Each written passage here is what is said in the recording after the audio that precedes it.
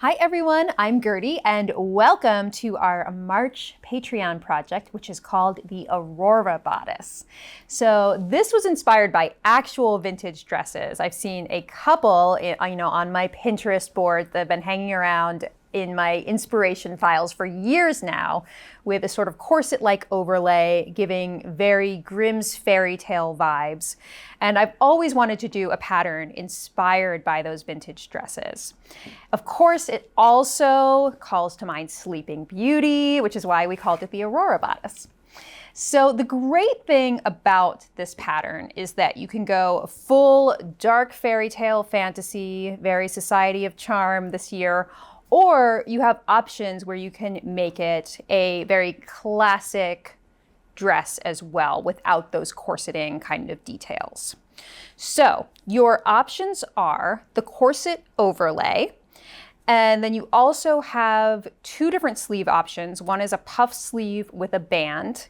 The other is a classic set-in short sleeve. And then you can make this with or without the included peplum. And you can also make it as a dress using any of the skirts in the Stanwyck series. Now, there have been a lot of requests for Stanwyck expansion, so I was very excited to bring you this one. Or if you want to make it as a separate top, you can use the peplum and then use a separating zipper to make it a top to go with any bottom you would like. So I am going to be showing you a lot of different skills today, but the one that I'm going to be making is the corset overlay top with a peplum. Next, we're going to talk about the pattern pieces, and then we will move on to fabric and supplies, and then we will be ready to start sewing. So let's get started. Okay, so we are ready to talk about the pattern pieces for the Aurora Bodice. So as always, we have minimize these down so we can look at them all together. Now I want you to remember that there are a lot of options with this dress. This bodice. It interchanges with the Stanwyck skirt, so you can make it as a dress if you like. You can also make it with or without that corset style overlay. If you don't want to make it a dress, or even if you do, you can use the peplum, right? So let's say you just want to make it a top. You could make it with the peplum and then use a separating zipper. You could also use the peplum in a dress, like say you were making the Stanwyck pencil skirt, you could insert the peplum into the waistline seam. That looks really great with the pencil skirt. Okay, so you have lots of options from just a really classic bodice with two sleeve options to this fairy tale fantasy corset overlay. So let's go through the pattern pieces. You have your bodice front, your bodice back. If you would like to do the corset overlay, here is the corset overlay front, which just fits over the front bodice like this. Now you have to finish the edge of this overlay, so we have a facing piece for you, which will finish this edge because it just lays on top of the bodice itself, right? So you need a finished edge, so you've got that. Now I do want to note that on this facing piece, you have circles for where your corset lacing is going to be positioned. So we're going to show you ways to do that, but just know that that's where the laces are going to be anchored inside of the facing, okay? Your bodice back, and then you have the overlay for the bodice back, and then again, a facing that finishes the upper edge of the corset overlay for the back. And then we have your puff sleeve option with a band, one of my favorite sleeve styles. And then you also have a cap sleeve, which gives this more of a classic look. And finally, your peplum piece is a very flared peplum. You need to cut 4 of this, okay, because it is self-lined on the underside. So you're gonna have 2 on one side and 2 on the other side, and then an opening in the front where it's curved and an opening in the back for the zipper opening. Okay, so those are all of your pieces. As always, follow the cutting instructions in the instructions. All right, so next we're gonna move on to fabric and supplies. Okay, so now we're going to talk about fabric and supplies. There are a lot of different options with this dress, so I'm just going to run you through a few scenarios with the fabric, okay? So let's start there. So let's say you were making this with the corset overlay, and then you have the appearance of like a blouse underneath, right? So in that case, your bodice, I would choose to make in more of a blouse weight fabric. So a few that we used in the studio are like a dotted Swiss. This is a Liberty of London lawn. You could also use a lawn like this. Any blouse weight fabric, cotton, silk, things like that. You could also have the option of doing a lace overlay. So for one of our samples, we did a crepe de chine and then underlined using lace as the overlayer so that you can get a lacy effect on your blouse, okay? So that's if you're doing the corset overlay. And then you would do the rest of the dress, so the corset overlay and the skirt portion, or the peplum if you're doing a top, in any of the fabrics that we recommend for the Stanwyck skirt, essentially, because this is a Stanwyck expansion. So the rule of thumb is that you don't want anything that's too liquidy, too drapey, right? Something with a little bit of structure for the Stanwyck skirt because it has those sculptural pockets, has a bit of structure to it. So some fabrics that we would recommend for the corset overlay and the skirt portion would be things like this this is a cotton linen blend. So it has, you can see it has a little bit of structure to it. This is a little bit softer. This is an Essex linen, which I think is blended with cotton.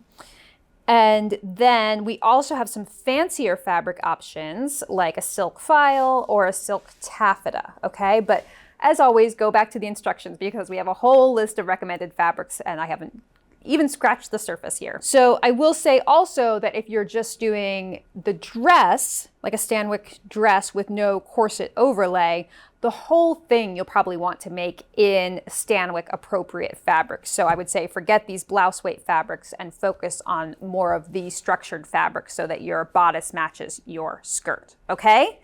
All right, so those are your fabric options or how you would approach the fabric. You are also going to probably want a lining. So we recommend lining the bodice. You could use a lightweight cotton or other lining fabric for that. I will also say that you have some other options for finishing your neckline. One that I really like is that you could bind the neckline of the bodice and then the corset overlay is finished with a facing, right? The thing about having the lining is you will have 3 sets of darts on top of each other if you're doing the corset overlay. So if you're trying to reduce the amount of layers, consider something like a store-bought bias binding, or you can even make your own bias binding from your blouse weight fabric, all right? All right, so you will also need some interfacing for your facings, as well as if you would like to get this interfacing on a roll to stabilize your zipper opening, I like this 1¼ wide stabilizer, or you can just cut those 1¼ wide strips from your fusible interfacing yardage, okay? All right, so I also have on the table here, this is button looping, which is a quick and easy way to make the loops for your corset lacing. It's actually hidden on the inside of the corset overlay, so you're not even going to see it. It's just a convenient, just sew it right on, and then you have somewhere to anchor those laces. You could alternatively make your own single elastic or you could use cording loops or something like that and stitch them inside the corset overlay. All right, but that's one option. And then for your corset lacing, if you're doing the corset option, you are going to want some sort of, say, a satin ribbon or grosgrain.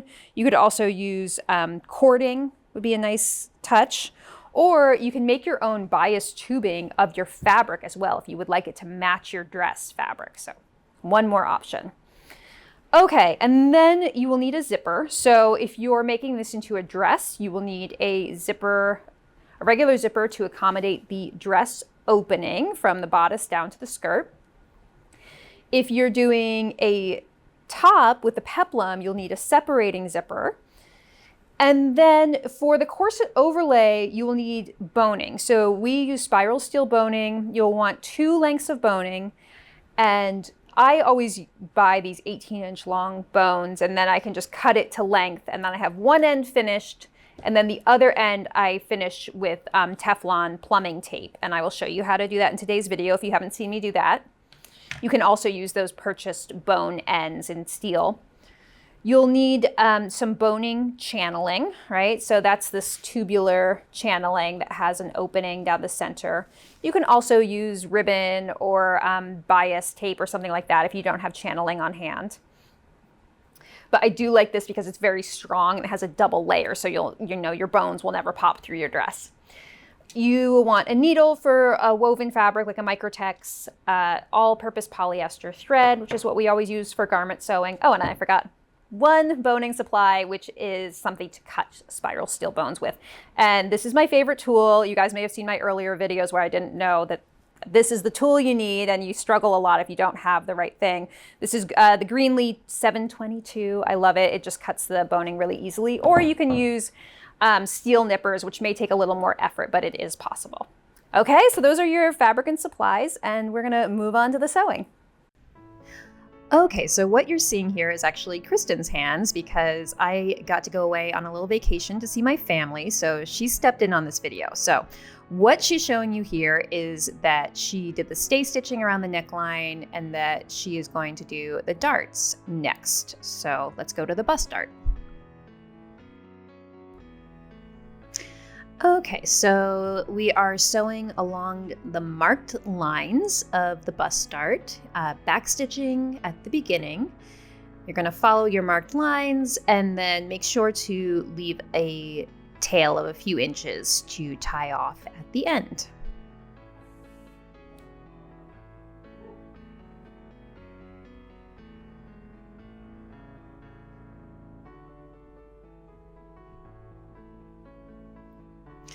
And now this is the waist dart. This is the one that has a cut open portion. You're just going to follow those marked lines and again, leave those tails, tie them off, and you can trim real close after you do a double knot and do all your darts that way. Okay, so you can see that the bust dart is pressed down and then the waist dart is slashed and pressed open. So we're going to do that on the other side now. So just grab your ham so that you have a nice rounded surface. And on that bust dart, you're pressing it down and you want to be paying extra special attention to the point to make sure that it's pressed nice and flat. And with the waist dart, you're just going to open it up like this and put your scissors in between the layers and cut so that you're slashing almost to the dart point, but not all the way. All right, and so now you're going to round this over your tailor's ham and press it open. And then when you get to the point, you're going to want to spend some time there really pressing the point nice and flat. So give it a little extra attention at the point. And so here you can see all of your darts are pressed. You're going to want to repeat the dart sewing and pressing process on all of your lining pieces as well as your bodice backs. So you can see here that these darts are already sewn. The waist darts are stitched, tied off, and pressed towards center back. And then the other thing you want to do is stabilize your center back opening with those strips of interfacing. Next, you're going to pin your front and back bodices right sides together at the shoulder seams and sew the shoulder seams and press them open. So that was a 5/8 of an inch seam allowance, 2.5 millimeter stitch length, and you're just going to press it over a ham to build in that curve and just press those seam allowances open. Okay, so the next thing I'm going to do is to construct the corset overlay. If you're not doing the corset overlay for your garment, what you're going to want to do is go to the timestamps in the video description and you can skip forward to the finishing neckline section of the video.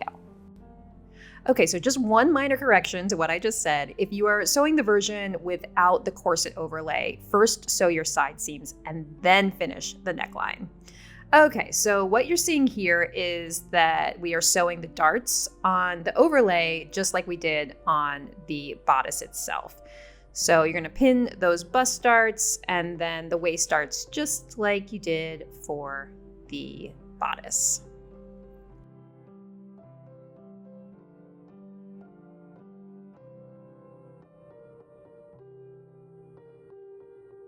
And go ahead and stitch, same way, just back stitching at the beginning and leaving some tails at the end to tie off.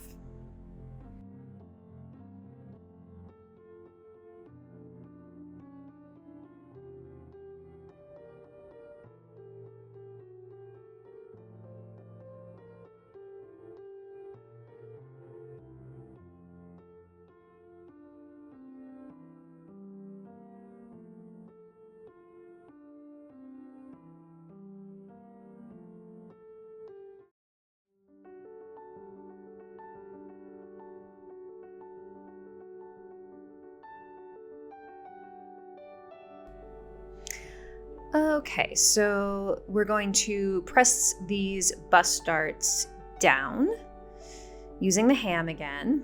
And this fabric we're using here is a PK, a cotton PK. It's really pretty pink color and it's a little bit thicker. So if you have fabric that's thicker on the thicker side, you may also want to turn it around and just spend a little more time pressing to make sure that you get nice smooth dart points.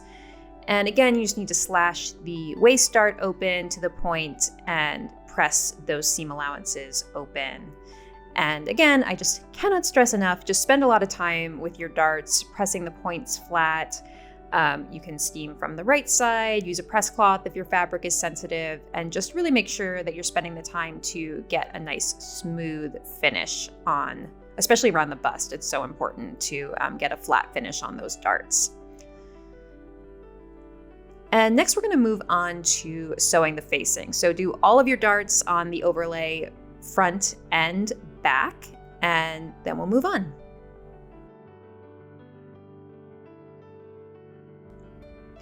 Okay, so we've got our front facings for the overlay, and you can see those marked boning lines.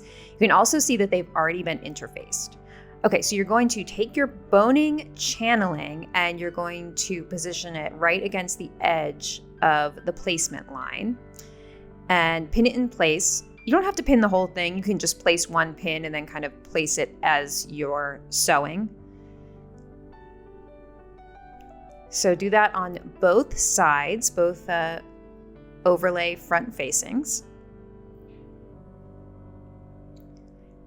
And now we're going to stitch along each edge of the channeling.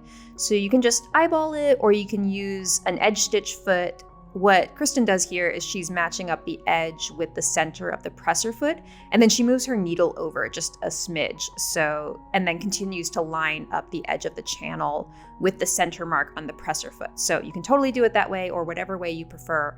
But the important thing is that you're stitching just next to the edge of the channeling.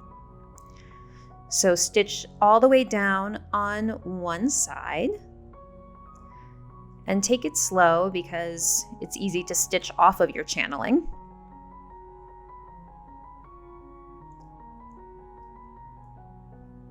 And now you're going to turn it around and stitch along the other side. So if you use that method where you move your needle, just make sure to move it to the other side now. And you're going to backstitch at the beginning and at the end of that channel.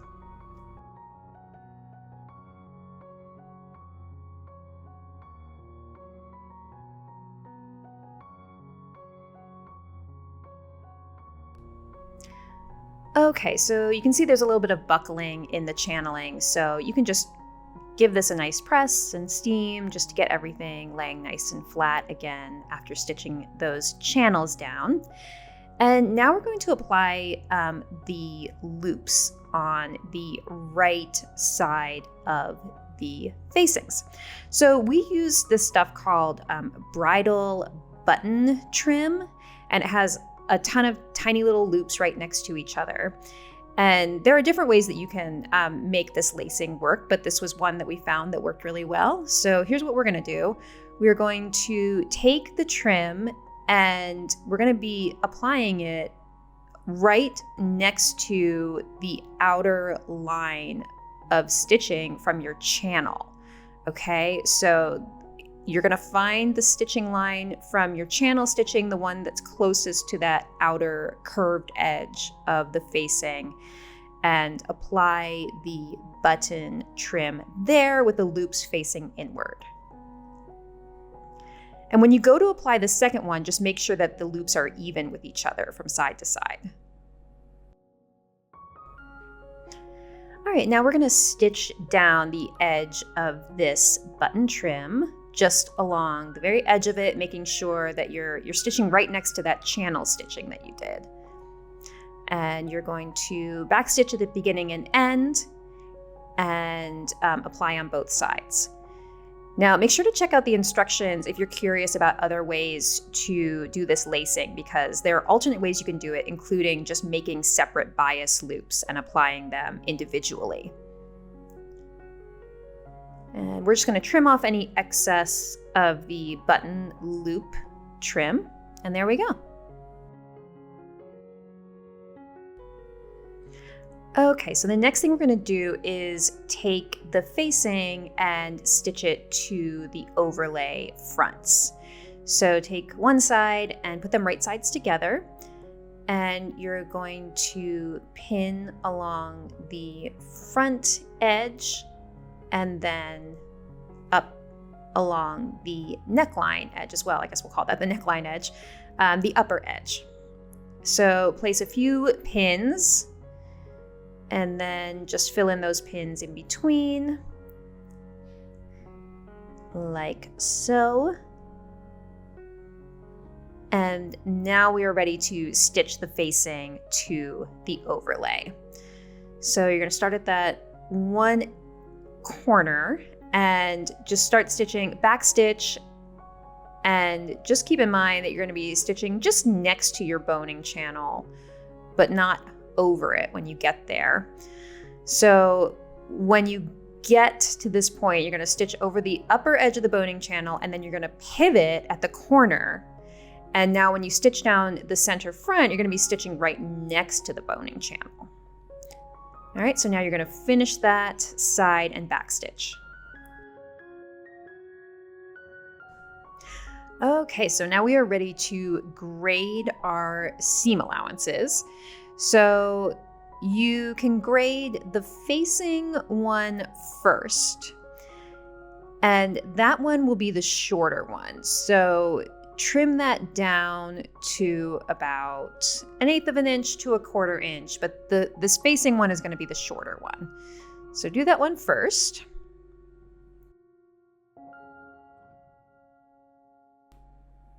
And here you're going to be trimming through the channel and through the button loop trim. So just get rid of any excess there. And next you can do the overlay fabric itself, and that one should just be slightly wider than the facing seam allowance. So just about 1/8 of an inch wider than the facing.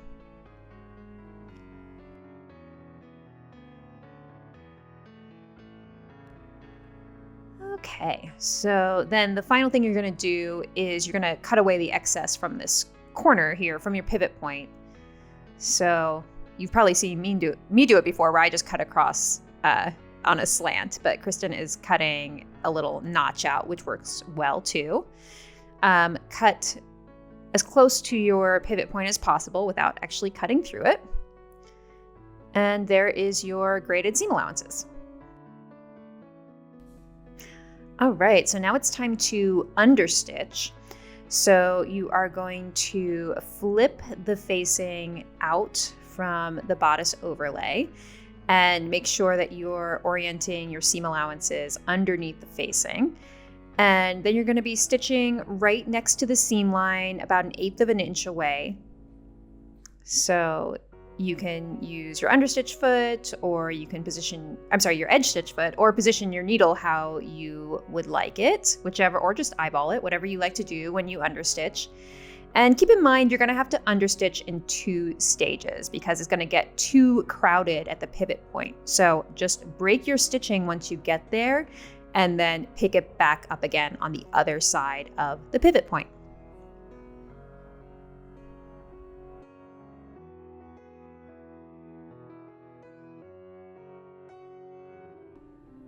All right, so now it's time to press your facings to the inside of the bodice. And because you've done your understitching already, they should naturally just kind of want to roll in, but make sure that you use your fingers to kind of roll out the seam line to the very edge, and give it a little steam and press it to the inside just to get a nice crisp edge on the overlay. You can use your tailor's ham if you like. It can help you get a little more specific area there, and you might want to give a little extra steam to where the trim is, just because it gets a little bulky there. So press both sides of the overlay, and next we are going to insert the boning. And just a note, if you're going to top stitch your overlay, now is a good time to do it. You would top stitch from 3/4 of an inch from the edge on the outside. Okay, so now we are going to work on our boning. So what you're going to do is you're going to take a length of bone. Before you cut it, it's a good idea to mark in the bottom seam allowance at the waist at 5/8 of an inch, and that will help you get the length you need for your bone. So you're going to go to your waist seam allowance and then come up just a little bit from that, like 1/8 of an inch or 1/4 inch, just to give yourself a little buffer so that you don't stitch over your bone and break a needle. And then you're going to cut that bone to length. And you're going to need 2 the same length. So what we're seeing here is that we're actually able to get both the bones we need from one 18-inch bone, which is great. So she's just trimming off the little excess there at the end.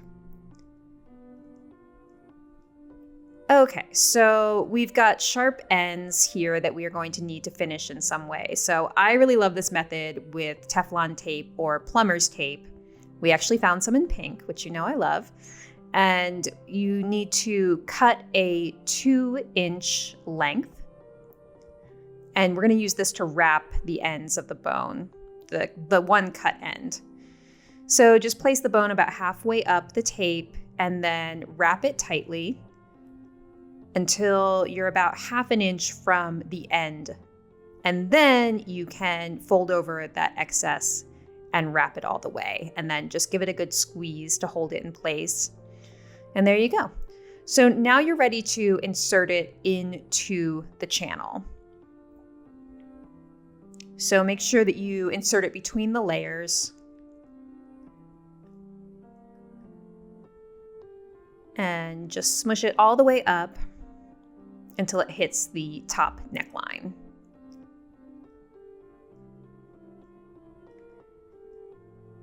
And same thing on the other side with the second bone. And so if you've top stitched your facing, you won't be able to flip it out, but that's okay. You'll still be able to insert the bone in there. And I did find that top stitching the facing really helped the bodice stay in place when the lacing was inserted. So I would definitely consider it if you like the top stitch look. Otherwise, you're going to hand tack this facing in place at the end of the construction process. Okay, so we're just inserting our second bone here. And there you go. Both sides are now boned.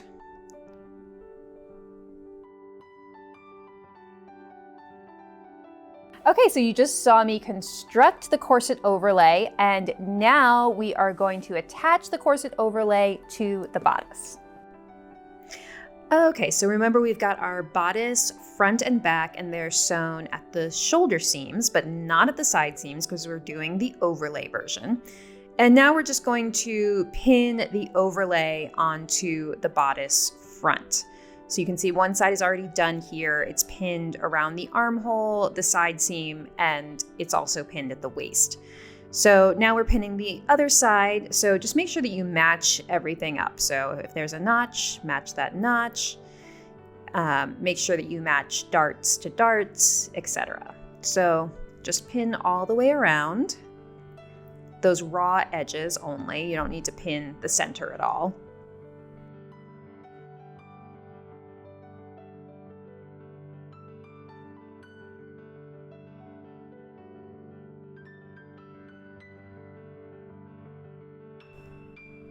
And now when you go to match the center, you're gonna want those center fronts to meet.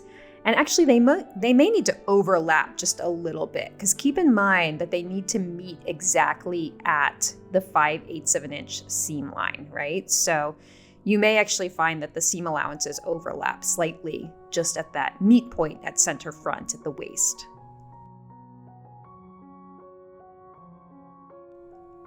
Okay, so now we're ready to baste these layers together. So use a long stitch on your sewing machine, so 4 to 5 millimeters. And I like to do my basting at 1/2 inch, so it's inside the seam allowance. So you're gonna baste all the way around the armhole and then the side seam.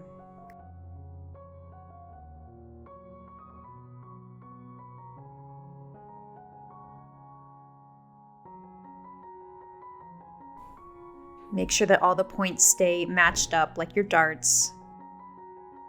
And then pivot at that lower corner.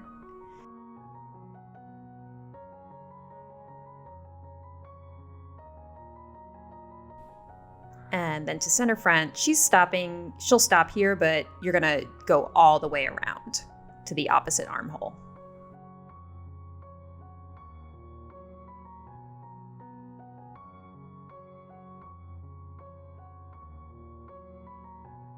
So just continuing on the other side. Okay, so now we're gonna focus on the back overlay pieces. So as you can see, the darts are already sewn, and now we're going to sew the back overlay facings to the back overlays. So it's already done on one side, and now we are going to pin the opposite side. So you're just matching these pieces together along that upper curved edge only and pinning. And now we're going to stitch at 5/8 of an inch.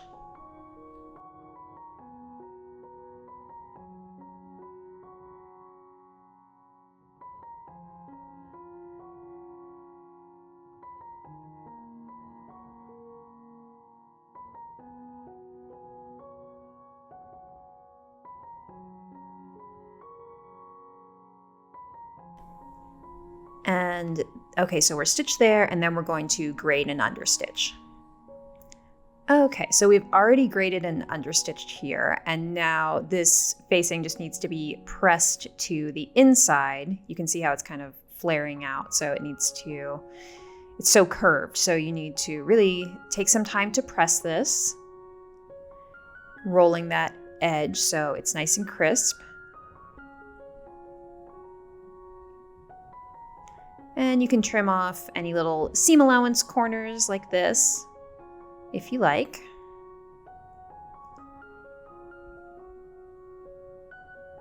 And now we're going to take our bodice back. You can see one side of the overlay is already pinned on there. And so now we're going to pin the other side. So you're going to, just like you did for the front, you're going to be matching the armholes, the side seams, and the waist. And in this case, also the center back opening. Make sure that you match your darts.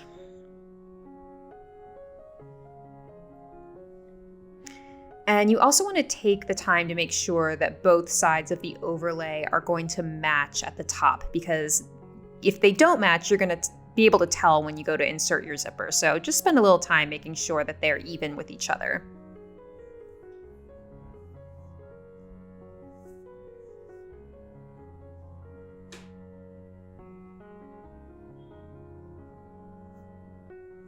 Okay, and so once it looks good, you can go ahead and baste, again, using a nice long stitch length and a 1/2 inch seam allowance. And you're gonna baste around the armhole, the side seam, the waistline, and that vertical center back opening.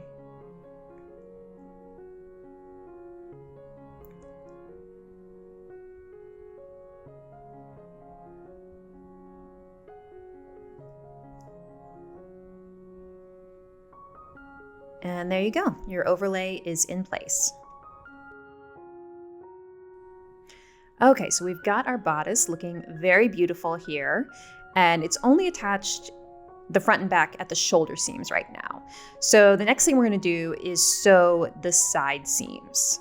So pin all the layers together at the side seam from the armhole down to the waist.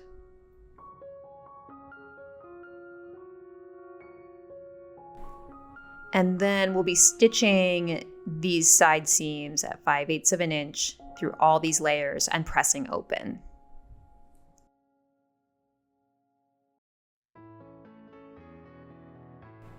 Okay, so just your regular seam allowance. Make sure you're on your 2.5 stitch length instead of your basting stitch length that you were just on.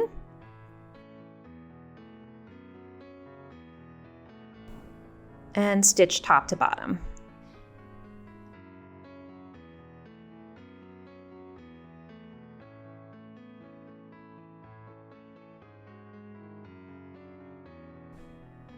So the next thing we're going to do is press the side seams open. You can see one is already done. So just like you would with any side seam, though this one's looks a little different because we have all these layers in here. Use a tailor's ham if you like, just to get a raised surface. And you're going to go ahead and finger press it and then press this open using a little steam. Especially if your fabric is on the thicker side, you'll want to use some steam here.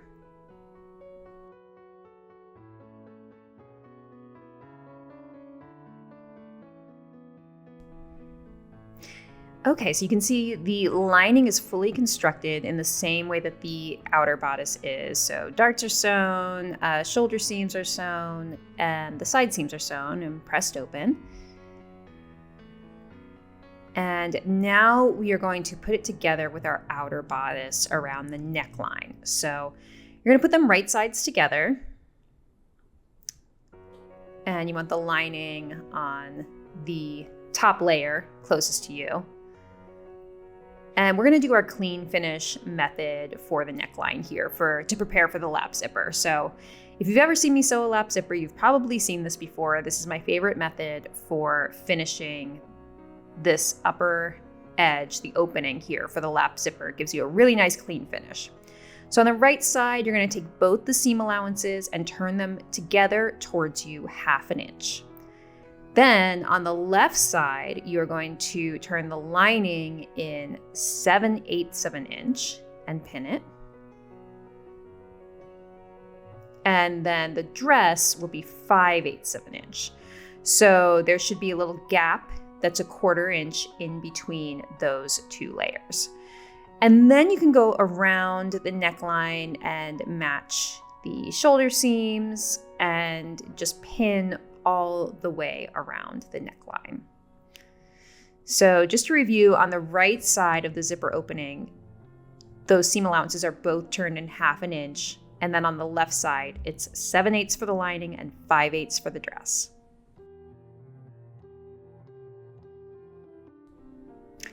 All right, so now we're gonna stitch around this neckline, and you're gonna start right at that back fold, on top of the fold, and back stitch, and then keep stitching all the way around the neckline.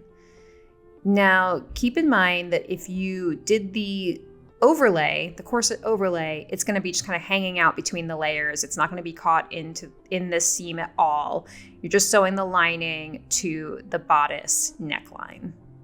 Okay, so keep stitching all the way around the neckline, making sure that your seam allowances stay open and that they're matching each other. And just being careful on these curves and continuing all the way around.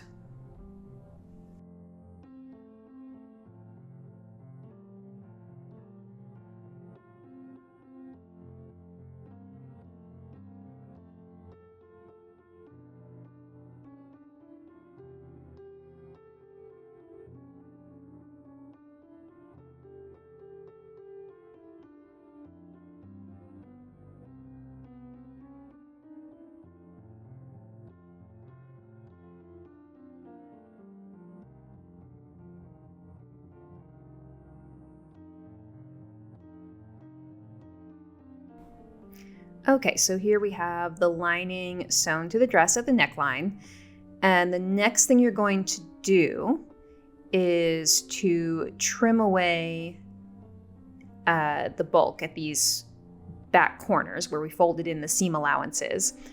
And then we're going to do some grading, just like we did on the facings earlier. So the lining is going to be the shorter seam allowance, so about 1/8 of an inch to 1/4 inch. And then the dress seam allowance should be about 1/8 of an inch wider than that. Okay, so keep grading all the way around, and then we're going to do some clipping next.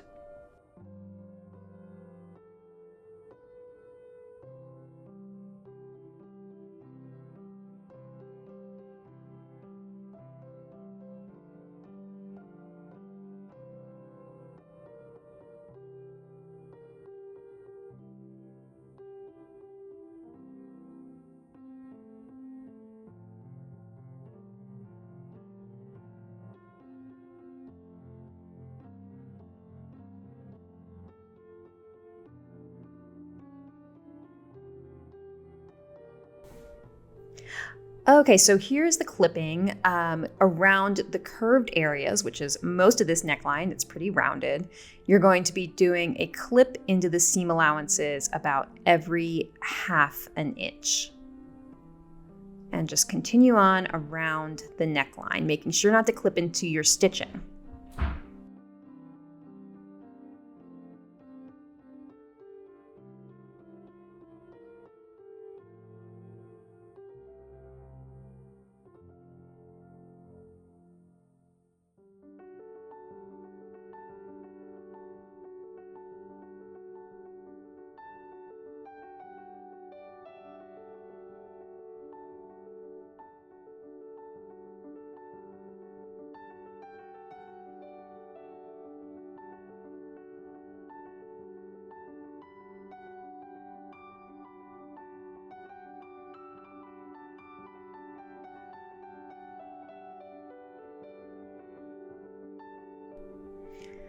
Okay, so now it's time for understitching.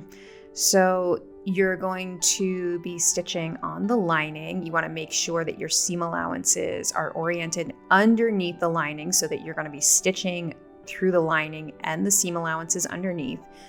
You can see we're starting just a little ways in where you can comfortably start sewing.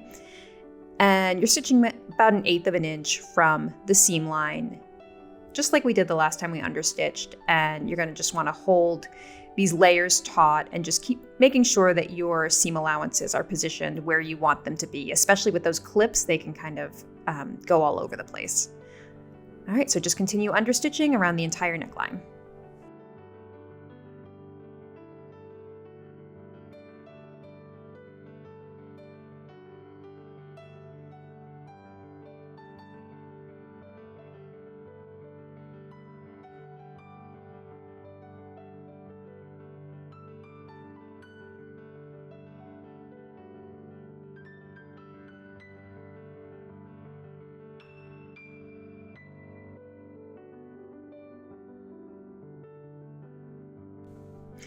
Okay, so the understitching is done, and now we're turning the lining into the wrong side of the bodice. And as you've probably guessed, the next thing we're going to do is press this neckline. So just turn those little corners out where you did that prep work for the clean finish. And now you're just going to roll the lining out to the edge and press all the way around the neckline.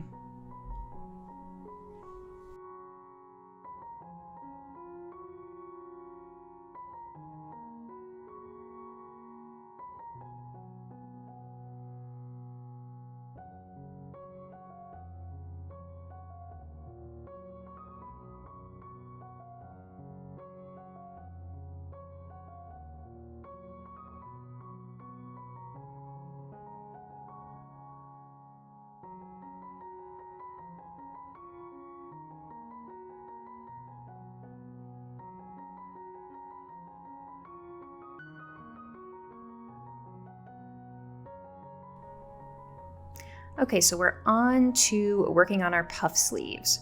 So because the sleeves are unlined, we are going to do a little preparation around the bodice lining, around the armhole, just in preparation for doing a clean finish here. So we are guide stitching at 5/8 of an inch using your regular stitch length all the way around the armhole. And this will mean that later we can clip and turn in these seam allowances and slip stitch it to the seam allowance of the sleeve where it is inserted.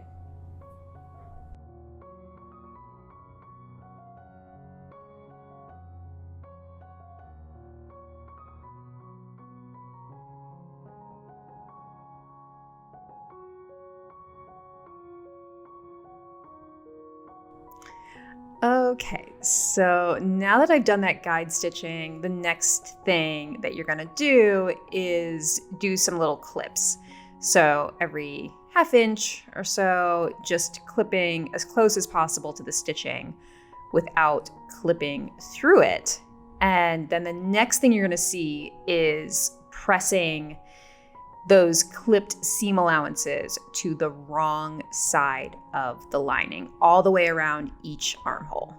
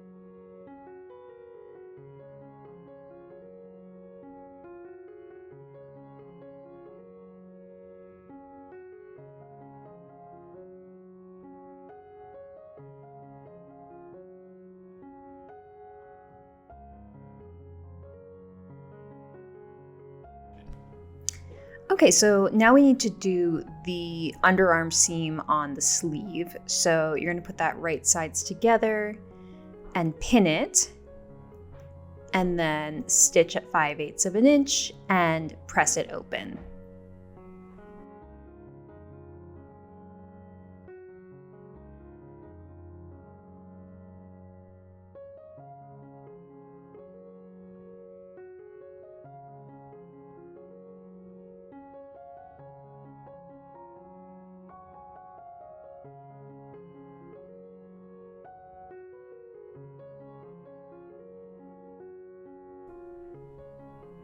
Okay, and you can use your tailor's ham to just isolate that seam and then press it open.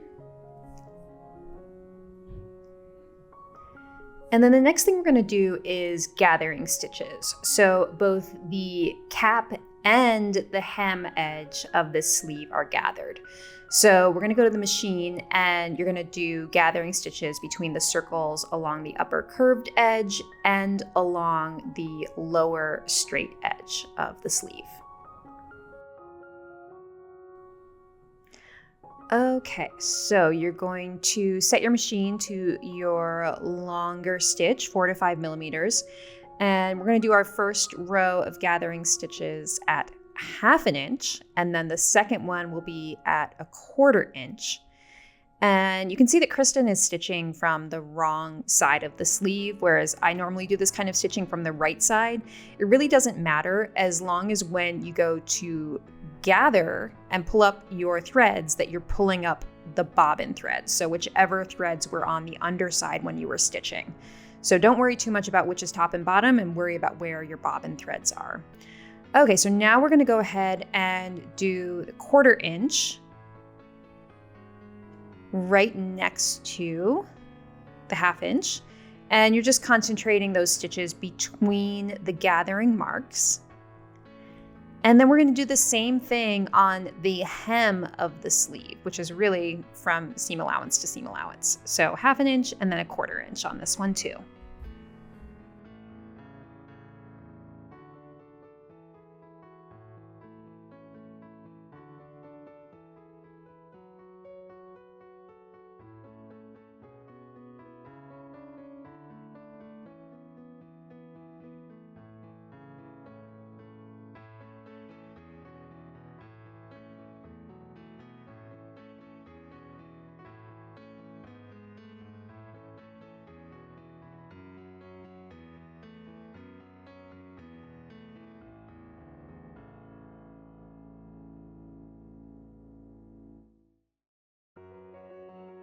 Okay, so now we're going to work on our sleeve band. So fold it in half lengthwise with the wrong sides together. And we're pressing it now just to crease it because we're going to open it back up again in just a minute. There we go. And now the next thing to do is on one long end, you're going to want to turn in the seam allowance 5/8 of an inch and press that in to crease it. Okay, so all along one long edge, you're pressing in 5/8 of an inch.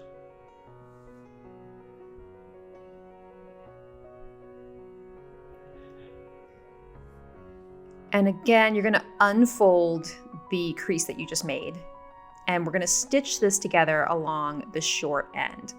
So you're gonna stitch it here, press it open, and then repeat all these steps for the other sleeve band.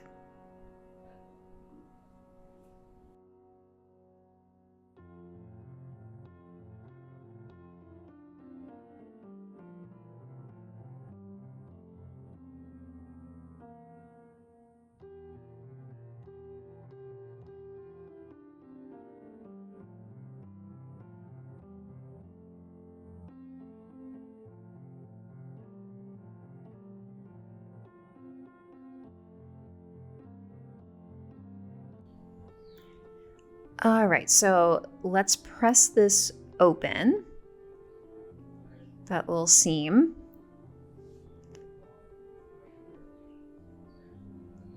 And so you can see one side has the crease along the edge and then the other doesn't. So you're gonna grab your sleeve, and we've already done the gathering, pulled up those bobbin threads around the top and bottom.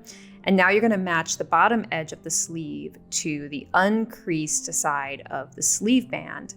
And you can start by matching the underarm seams. And remember, you should be working right sides together here. So you can match those seams, and then the next match point would be the notch at the shoulder. So you can match that next. And then these gathers are pulled a little too tightly, so you can just release it if you pulled too tightly, or if you don't have enough gathers, you can pull those bobbin threads up further to densely pack them in a little bit more. But the important thing is that the gathers should match the band, and you want your gathers to be evenly distributed. And then you're gonna pin all the way around. Okay, so now you're gonna stitch these together at 5/8 of an inch, and it's best to stitch with the gathers up. So as you can see, Kristen is stitching from inside the round here so that she can keep an eye on the gathers or kind of arrange them as she goes. So stitch all the way around and then back stitch at the end.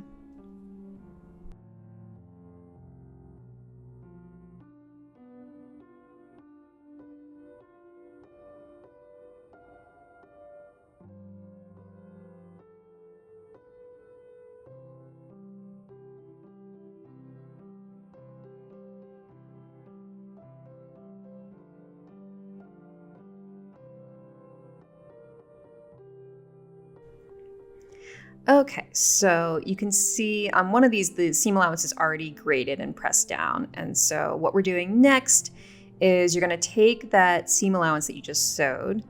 You can press it down, or you can grade it first and then press it, totally up to you.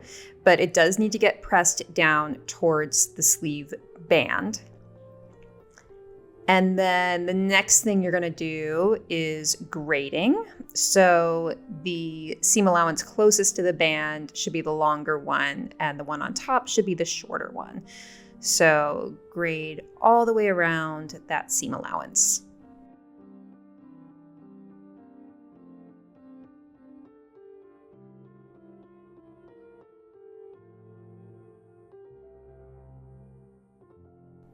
And then the final thing is you're just going to turn the band back in along where you creased it when we started on this step.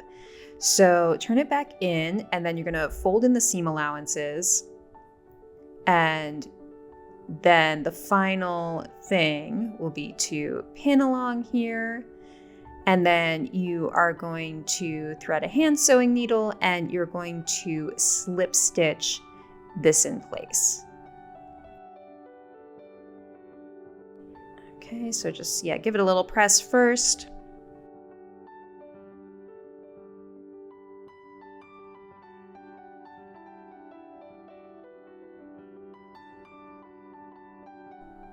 And then you're going to hand stitch, slip stitching the fold to the seam line underneath on both of the sleeves. Okay, so now we're ready to set the sleeve into the bodice. So keep in mind, you're going to want the lining to remain free. So just focus on setting the sleeve into the bodice itself without catching the lining at all. So one side is already pinned, and you can see how nicely the gathers are distributed. And now we're going to do the same thing on the other side. So take your sleeve, and you're going to match it right sides together to the bodice. And start by matching the underarm seams. And then your notches.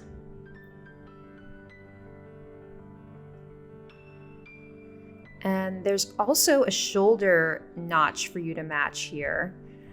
And then the next thing you're going to do is just distribute your gathers evenly all around the sleeve cap, because the gathers are really concentrated around the cap, around the shoulder on this design. So just spend some time distributing them, pinning all the way around the sleeve, and then we'll stitch it.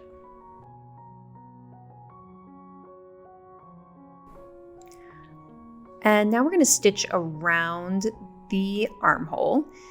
And so again, you just want to stitch with your gathers on the upper layer as you're stitching, so that you can kind of make sure they're staying in line as you stitch. And you're going to stitch all the way around the armhole.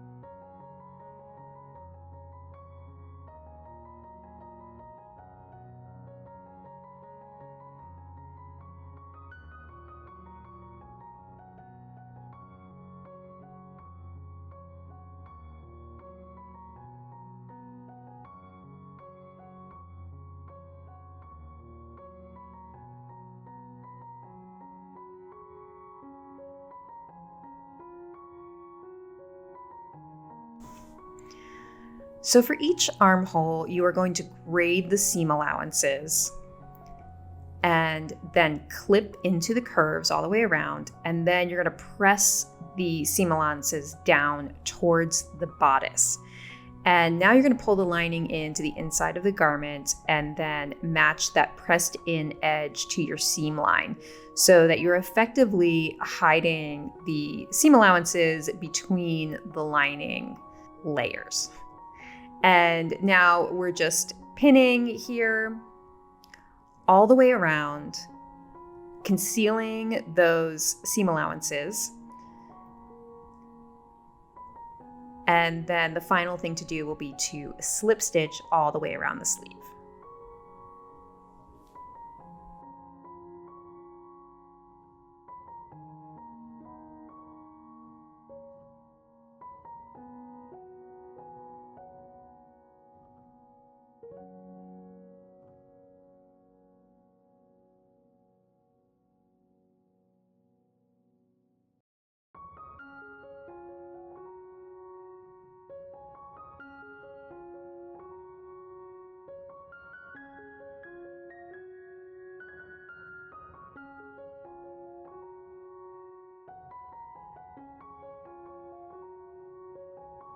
All right, so the next thing we're going to do is to construct the peplum.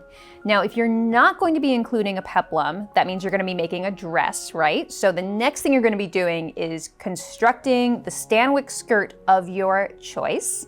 And then you will be attaching it to your Aurora bodice at the waistline, inserting a zipper, and then doing any finishing work to finish your garment. Okay, but next we are going to go on to the peplum. All right, so grab 2 of your peplum pieces and put them right sides together.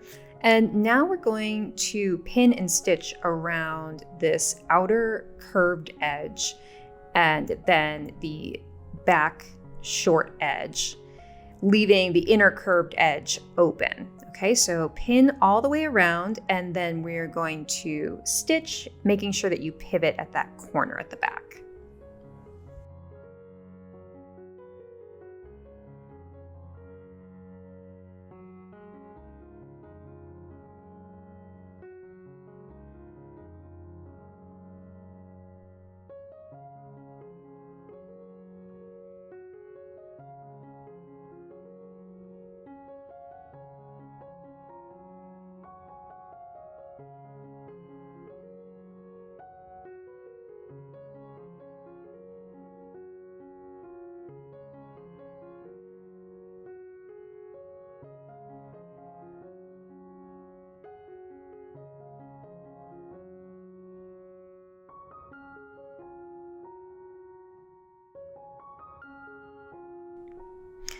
Okay, so we've got 2 sets of peplum pieces, right? And so the next thing we're going to do is grade the seam allowances, notch them, turn them right side out, and then press them flat. Okay, so it's already been done on one set. Now we're doing the other set. So grade your seam allowances, and just keep in mind that whichever seam allowance is the longest is going to be the uppermost seam allowance when the garment is worn. So grade all the way around, and then once you're done grading, you're going to need to notch around the curves because these are outer curves. So they need notches, which are like little triangles. So especially around that front curve, you're going to want plenty of notches there, and trim away from that back corner. And now we're going to turn the peplum right side out. And then, press that corner out.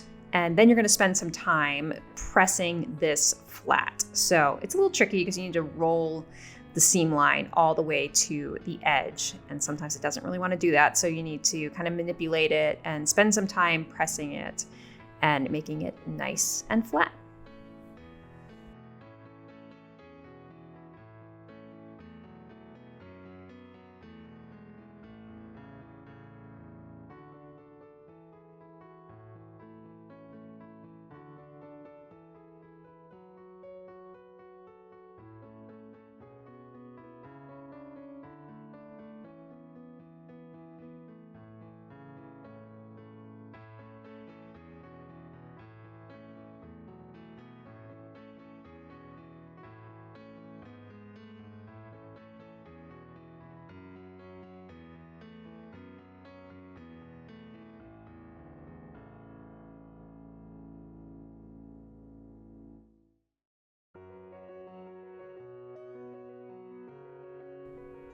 Okay, so now we're going to attach the peplum to the bodice. So you want to match those center front points, just like you did with the overlay. And again, they might overlap slightly in the seam allowances. And then the back will need to, you'll have your finished edge of the peplum, and then it will meet 5/8 of an inch in from the raw edge of the bodice back, because the bodice back still has the seam allowance on it, whereas the peplum does not. So you're going to need to match it that way, and then continue to match around the rest of the waistline. You have a notch on the peplum that will match your side seam, and then just continue to pin all the way around.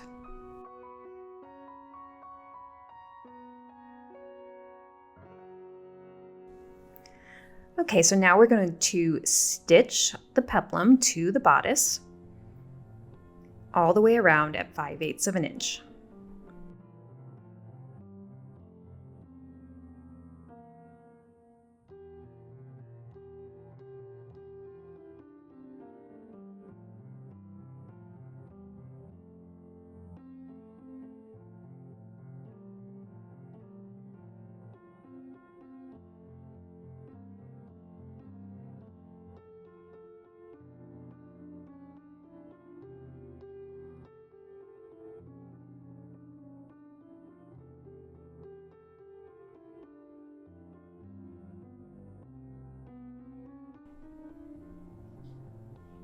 Okay, and the next step is to grade those seam allowances. So the peplum will be the shorter one, and then the bodice will be the taller one.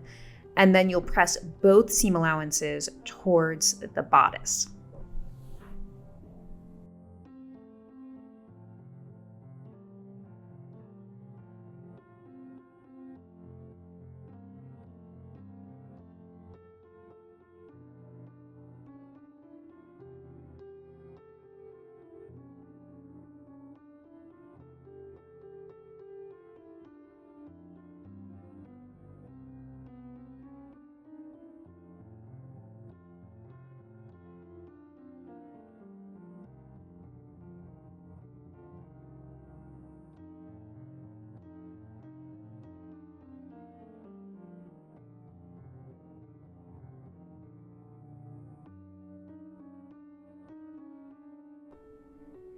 Okay, so we're ready to insert our zipper.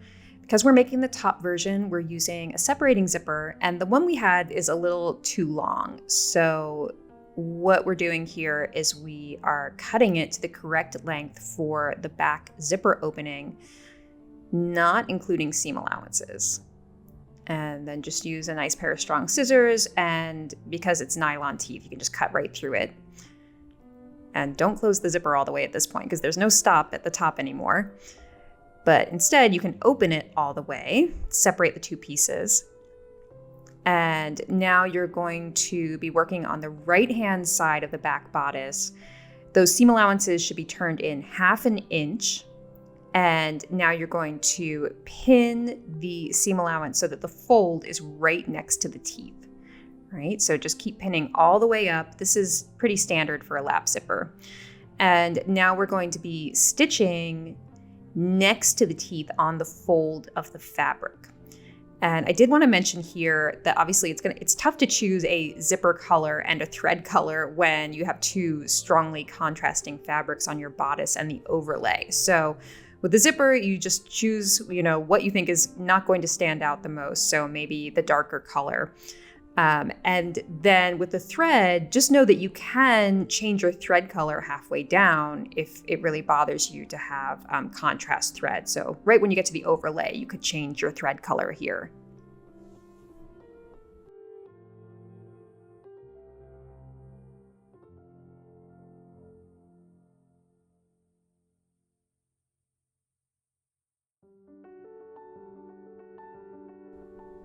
Okay, so as you can see, the bottom stop is right at the waistline seam. And now you're going to turn in the seam allowance on the left 5/8 of an inch.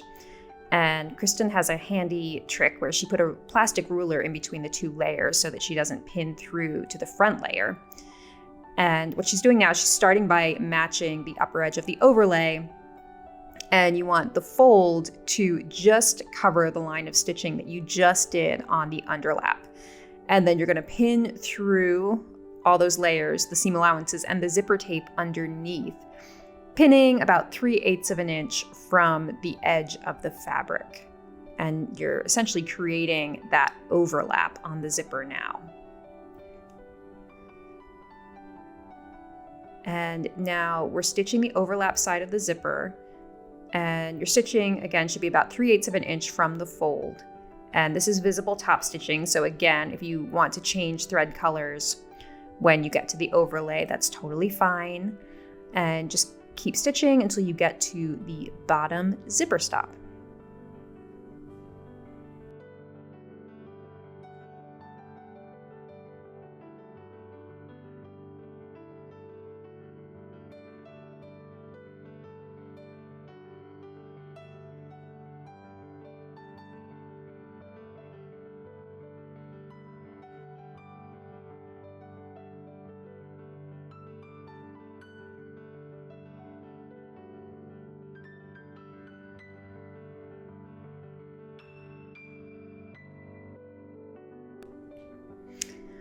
Okay, so there is your lapped separating zipper all done. You may want to do some hand stitching at the top so that you have a stop in place. And then the final thing to do is all of this hand stitching on the inside of this little top. So you're going to turn in the seam allowance 5/8 of an inch on the lining. You're going to conceal the seam allowances at the waist underneath and hand stitch. Do your armholes if you haven't already. And then the same thing at the zipper tape, you're going to turn in that seam allowance 5/8 of an inch and stitch along there, both sides.